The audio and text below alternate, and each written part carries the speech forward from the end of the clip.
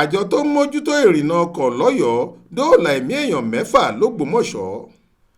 ọ̀pọ̀ èèyàn ní ìbá ṣègbé sínú ìjàmbá ọkọ̀ tó wáyé lójú ọ̀nà ìlú ọ̀yọ́ sí ògbómọ̀ṣọ́ lọ́jọ́bọ̀ tọ́sídẹ̀ẹ́ ọjọ́ 27 oṣù keje ọdún 2023 yìí, ṣùgbọ́n tí àjọ tó ń mójútó lílọ bíbọ̀ ọkọ̀ ní ìpínlẹ̀ ọ̀yọ́ State Road Transport Management Agency oitma dóòlà ẹ̀mí 6 nínú àwọn tó kàgbákò ìjàmbá ọ̀hún.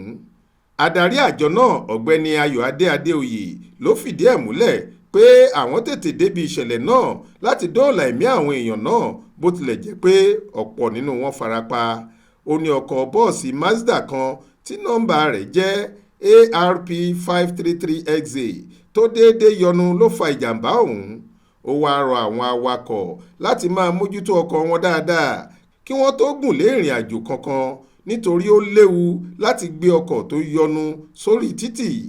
Bákan náà ló tún rọ àwọn awakọ̀ láti yẹra fún eré àsápajúdé nítorí ẹ̀mí ò láàárọ̀.